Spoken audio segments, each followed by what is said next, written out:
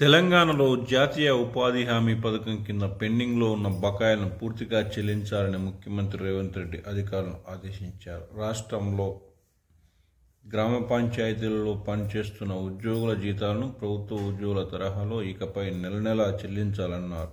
పంచాయతీరాజ్ గ్రామీణాభివృద్ధి శాఖ అధికారులతో గురువారం కమాండ్ కంట్రోల్ సెంటర్లో ఆయన సమీక్ష నిర్వహించారు. మంత్రులు సీతక్క, కొండా సురేఖ, కోమటిరెడ్డి వెంకటరెడ్డి, మాజీ మంత్రి జానారెడ్డి, ప్రభుత్వ సలహాదారు కె కేశవరావు, వేం నరేందర్ రెడ్డి, సిఎస్ శాంతికుమారి ఉన్నతాధికారులు పాల్గొన్నారు. ఈ సందర్భంగా పెండింగ్ బిల్లులపై చర్చించారు. గత ఏడాది ఏప్రిల్ నుంచి దాదాపు 1.26 లక్షల ఉపాధి పనులు జరిగాయని, వీటికి సంబంధించిన మొత్తం బిల్లులను చెల్లించాలని సీఎం ఆదేశించారు.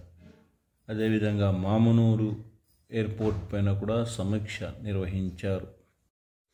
వరంగల్ మహానగరంగా ఎదిగేలా విమానాశ్రయానికి రూపకల్పన, హైదరాబాదును ప్రతిబింబించేలా వరంగల్ అభివృద్ధి ప్రణాళికలు ఉండాలి.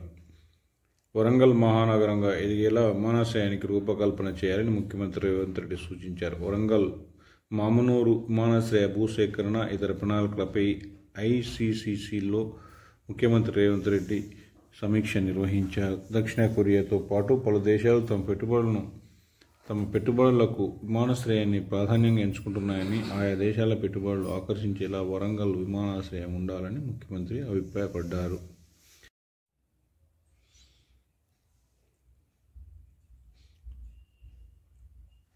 సమీక్షలో రాష్ట్ర మంత్రులు కోమటిరెడ్డి వెంకటరెడ్డి, కొండా సురేఖ, ముఖ్యమంత్రి సలహాదారు వేం నరేందర్ రెడ్డి, నాగార్జునసాగర్ ఎమ్మెల్యే కె జేవీర్ రెడ్డి, ప్రభుత్వ సలహాదారు శ్రీనివాసరాజు, ప్రభుత్వ ప్రధాన కార్యదర్శి శాంతికుమారి, ఆర్ఎండ్బి ప్రత్యేక ముఖ్య కార్యదర్శి వికాసరాజ్, వరంగల్ కలెక్టర్ సత్యశారద, వరంగల్ ఆర్డీఓ సత్యపాల్ రెడ్డి తదితరులు పాల్గొన్నారు.